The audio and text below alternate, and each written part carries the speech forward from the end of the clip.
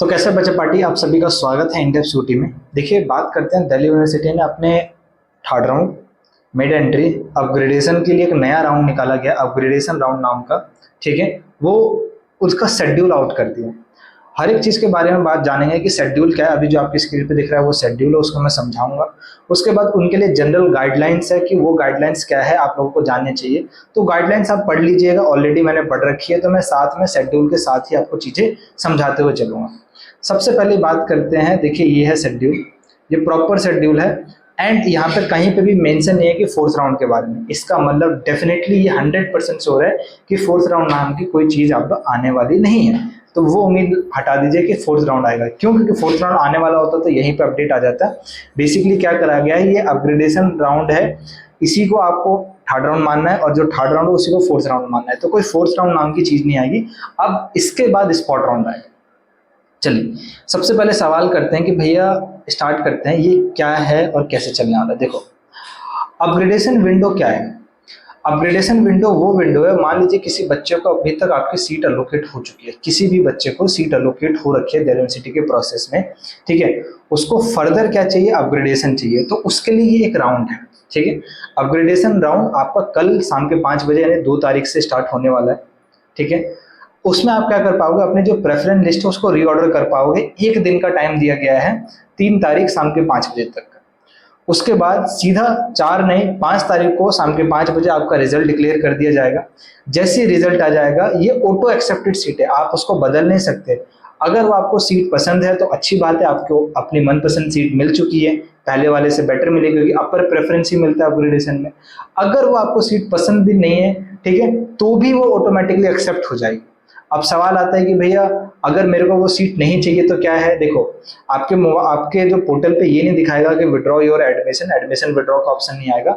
आपके पास दो ऑप्शन है। पहला, या तो आप फी पेमेंट नहीं करोगे, जो भी एक्स्ट्रा अमाउंट मांगा गया है उसको आप पेमेंट ना करो। कई ऐसे, मान लीजिए किसी बच्चे को ऐसा कोर्स मिल गया जिसकी फीस ऑटोमेटिकली उसके पुराने वाले से कम थी, तो ऑटोमेटिकली उसकी फी भी पेमेंट हो जाएगी। तब उस केस में आपके पास एक विड्रॉ का ऑप्शन आएगा बाद में। ठीक है, फी स्लिप जनरेट हो जाने के बाद आपके बाद में ऑप्शन आएगा। यानी एट द एंड यही मैं कहूंगा कि अपग्रेडेशन राउंड में जो भी आपको सीट मिलेगा उसको अपग्रेड ही, मतलब उसको एक्सेप्ट ही आपको करना पड़ेगा, और वो ऑटो एक्सेप्ट आ जाएगा, इसलिए यहाँ पे ऑटो एक्सेप्ट मेंशन करा गया। अच्छा, तो भैया जिसको अभी तक नॉर्मल राउंड में सीट नहीं मिल रही है, क्या वो अपग्रेडेशन राउंड में पार्टिसिपेट नहीं कर सकता? नहीं। ठीक है, आप अपग्रेडेशन राउंड में पार्टिसिपेट नहीं कर सकते अगर आपको नॉर्मल राउंड में अभी तक सीट नहीं मिली है। तो आपके लिए कौन सा राउंड है उसके बारे में बात करते हैं। अब चलिए बात करते हैं मिड एंट्री। मिड एंट्री से पहले मैं बात करता हूं वो राउंड जो जिसमें अभी तक, या जिसे हम कहते हैं नॉर्मल राउंड, नॉर्मल राउंड का जो तीसरी कट ऑफ है जिसे हम मान के चलते हैं, वो कब स्टार्ट होगा। वो नॉर्मल राउंड का जो तीसरा वाला है वो आपका 7 तारीख शाम के 5, मतलब सॉरी 8 तारीख शाम के 5 बजे से स्टार्ट होगा। कैसे? 8 तारीख शाम के 5 बजे वैकेंट सीट की लिस्ट जारी करी जाएगी। उसी वैकेंट सीट की लिस्ट जैसे जारी करी जाएगी, वहीं पे लगभग मिड एंट्री का ऑप्शन भी खोल दिया जाएगा उन बच्चों के लिए जो बच्चे कहीं ना कहीं तरीके से किसी ना किसी कारण से दिल्ली यूनिवर्सिटी के प्रोसेस में पार्टिसिपेट नहीं कर पाए। ठीक है, उनके लिए मिड एंट्री का ऑप्शन खोला जाएगा। वो फेज 1 आके क्या कर सकते हैं, भर सकते हैं। फेज 2 आके मतलब जिन्होंने फेज 1 नहीं भरा था, जिन्होंने फेज 2 नहीं भरा था, वो अब उनको मौका दिया जाए कि वो दिल्ली यूनिवर्सिटी के एडमिशन प्रोसेस में रजिस्टर कर दे। अच्छा, कंडीशन सुनो, कंडीशन सुनो। पहली बात यहाँ पे आते हैं कंडीशन पे।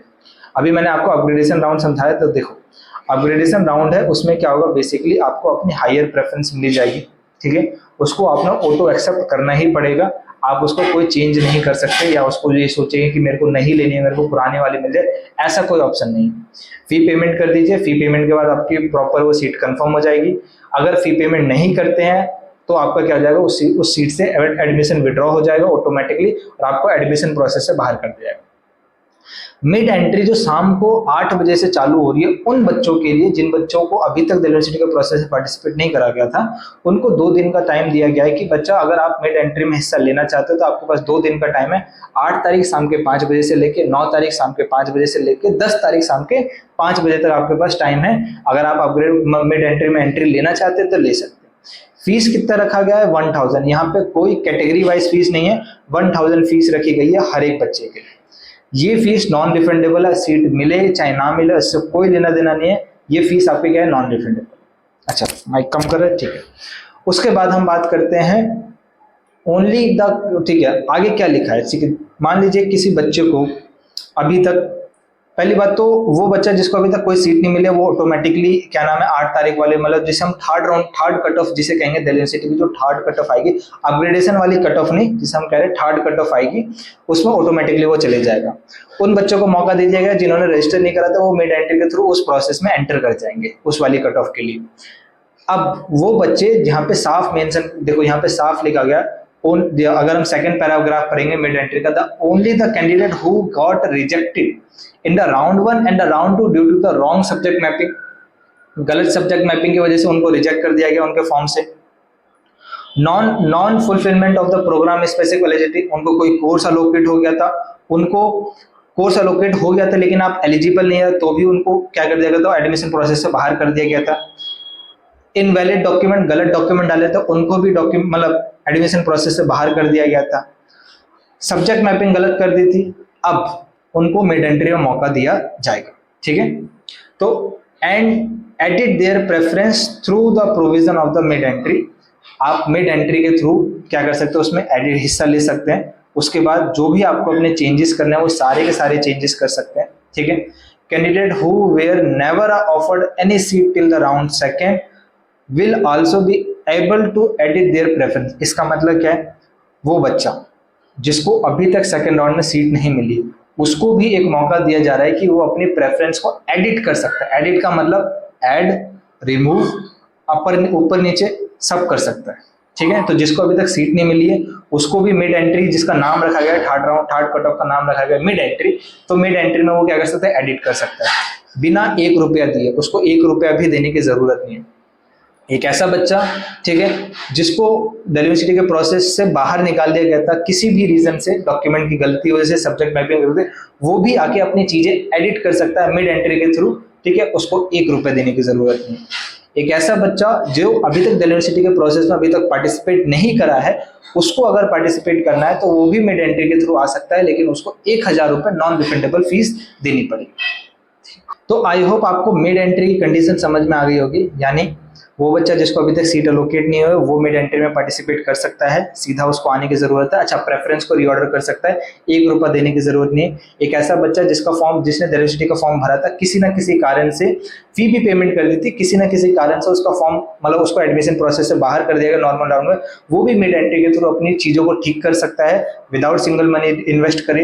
एक ऐसा बच्चा जिन्होंने अभी तक दिल्ली यूनिवर्सिटी के प्रोसेस में हिस्सा ही नहीं लिया था, फी भी पेमेंट नहीं करी थी, वो जो 250 रुपये जो भी चार्ज था, ठीक है, वो भी पेमेंट नहीं करा था, उसको अगर मिड एंट्री के थ्रू एंट्री लेनी है तो 1000 रुपये फीस पेमेंट करना पड़ेगा, ठीक है, क्लियर हो गया। अब इसके बाद आते हैं भैया ये third round of CSCS allocation क्या है, ठीक है। तो देखो 13 तारीख को आपकी फाइनल कट ऑफ आ जाएगी third round of CSCS allocation की, यानी जिसे हम कहते हैं, तो थर्ड राउंड की जो कट ऑफ आएगी वो 13 तारीख को आ जाएगी। उन सारे बच्चों को सीट मिल जाएगी जिन भी बच्चों ने मिड एंट्री के थ्रू पार्टिसिपेट करा है, चाहे वो नॉर्मल बच्चे हो, चाहे वो बच्चों ने अपने करेक्शन कुछ करा हो, चाहे वो बच्चे वो हो जिन्होंने अभी तक रजिस्ट्रेशन नहीं करा। उसके बाद आता है, देखो 13 तारीख को डिक्लेयर हो जाएगा। उसके बाद round 1 of preference based program music and BFA, उसके बाद physical education, health and ward quota की भी कट ऑफ क्या आ जाएगी आपकी 13 तारीख को आ जाएगी। उसके बाद declaration of the CW quota, ठीक है, ECA वाला कोटा, एक्स्ट्रा करिकुलर एक्टिविटी वाला कोटा और स्पोर्ट्स जितना भी है वो 15 तारीख को आएगा, ठीक है। फिजिकल एजुकेशन वाले को ट्रायल अलग हुए थे इसलिए उनकी कट ऑफ अलग आ रही। उसके अलावा जैसी सीट 15 तारीख को मिल जाएगी ECA वाले बच्चों को, CW कोटा वाले को, स्पोर्ट्स वाले कोटा को, उनके पास 13 से लेके 17 तारीख तक टाइम है सीट को एक्सेप्ट करने का। उसके बाद ऑनलाइन कॉलेज को ऑनलाइन डॉक्यूमेंट वेरिफिकेशन का टाइम दिया गया 13 से लेकर 18 तारीख का। तो ऐसा नहीं है कि आप 17 तारीख को सीट एक्सेप्ट करें, अगर चाहिए तो पहले ही कर लो, क्योंकि फिर कॉलेज डॉक्यूमेंट वेरिफिकेशन करने में टाइम लगाता है। उसके बाद फी पेमेंट की लास्ट डेट 19 तारीख रखी गई है। उसके बाद आपका एडमिशन हो जाएगा। इसके बाद दिल्ली यूनिवर्सिटी के सारे प्रोसेस बंद कर दिए जाएंगे एंड देन स्पॉट राउंड का ऑप्शन खोला जाएगा। अच्छा, स्पॉट राउंड में हो सकता है कि दोबारा मिड एंट्री का ऑप्शन खोल दिया जाए और स्पॉट राउंड में वही बच्चा पार्टिसिपेट कर सकता है जिसको अभी तक ये लास्ट वाले राउंड तक आते आते कोई भी सीट नहीं मिली है। सिर्फ वही बच्चा आके स्पॉट राउंड में हिस्सा ले सकता है। ऐसा कोई भी बच्चा जिसको अभी तक यहाँ पे कोई, या इस वाले राउंड तक यानी लास्ट 19 तारीख तक अगर कोई भी सीट मिल जाती है किसी भी राउंड में, ठीक है, उसको चांस नहीं दिया जाएगा कि वो दिल्ली यूनिवर्सिटी के स्पॉट राउंड में पार्टिसिपेट करे। स्पॉट राउंड में पार्टिसिपेट करने के लिए जिन बच्चों को ऑलरेडी सीट नहीं मिली है किसी भी राउंड में, कोई पैसा देने की जरूरत नहीं है। जिन बच्चों के डॉक्यूमेंट गलत थे तो वो तो अभी ठीक करा ले। जिन बच्चों को क्या नाम है, जिन बच्चों ने मिड एंट्री के थ्रू एंट्री ली है उसको भी 1 रुपया देने की जरूरत नहीं है, वो ऑटोमेटिकली स्पॉट में चले जाता है अगर सीट नहीं मिली है तो। और एक ऐसा बच्चा जिसने गलती से मिड एंट्री मिस कर दिया तो मोस्ट प्रोबेबली चांस है कि स्पॉट राउंड जब ओपन करेंगे तो 1 दिन या 2 दिन के लिए दोबारा मिड एंट्री का ऑप्शन खोला जाएगा। ठीक है, अच्छा वो ऑप्शन क्यों खोला जाएगा मैं बताता हूँ। देखो कई बच्चे क्या करते हैं, ये स्पॉट राउंड में पार्टिसिपेट करने के लिए अपनी जो अलोकेटेड सीट है उससे विड्रॉ लेते हैं। ठीक है, उसका रीजन कुछ भी हो सकता है, उनको सीटें दिख रही होती है क्योंकि वैकेंट सीट की लिस्ट जारी करी जाती है, उनको लग रहा होता है कि मेरे को स्पॉट राउंड में वो वाली सीट मिल सकती है क्योंकि अब तो अपग्रेडेशन का मौका आपके पास हाथ से चले गया। तो बच्चे क्या करते हैं, यहाँ से एडमिशन विड्रॉ करा लेते हैं, अपनी सीट छोड़ देते हैं और जाके फिर स्पॉट राउंड में मिड एंट्री के थ्रू दोबारा मिड एंट्री ओपन करते हैं, एक बार 1000 रुपये फी पेमेंट करके हिस्सा लेके और स्पॉट राउंड में पार्टिसिपेट करते हैं। ये एक रिस्की मामला होता है, बच्चा सोच समझ के जाए। अगर सीट नहीं मिलती है तो पुरानी वाली तो ऑलरेडी हाथ से गई है, नई में भी नहीं मिलेगा तो आपको क्या नाम है, ये साल आपका बर्बाद चले जाएगा।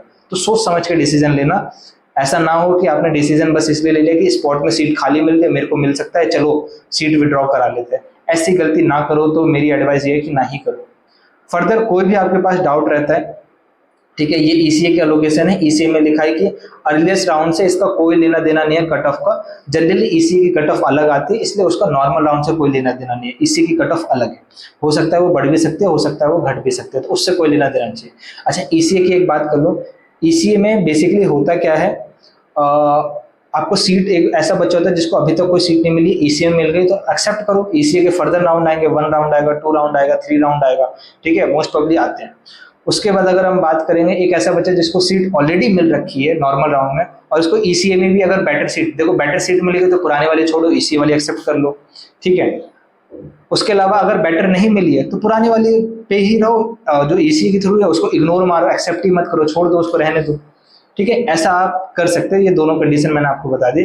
फर्दर कोई डाउट होगा कमेंट बॉक्स ओपन है, कमेंट कर देना। चैनल को सब्सक्राइब रखो, ये चैनल अभी भी आपके काम आएगा, कॉलेज में भी काम आएगा और कॉलेज के बाद भी आपके करियर में बहुत काम आएगा। उसके अलावा ज़्यादा से ज़्यादा अपने दोस्तों को शेयर कर दो, ठीक है। अब तक तो कॉलेज चालू हो गए हैं और अपने जितने भी फ्रेंड सर्कल है सबको बता दो कि हाँ, 3rd राउंड आ चुका है, अपग्रेडेशन राउंड आ चुका है, मिड एंट्री का प्रोविजन क्या है, सारी की सारी इन्फॉर्मेशन मैंने ऑलरेडी आपको समझा दी। फिर भी कोई डाउट होगा कमेंट बॉक्स ओपन है, कमेंट कर दें।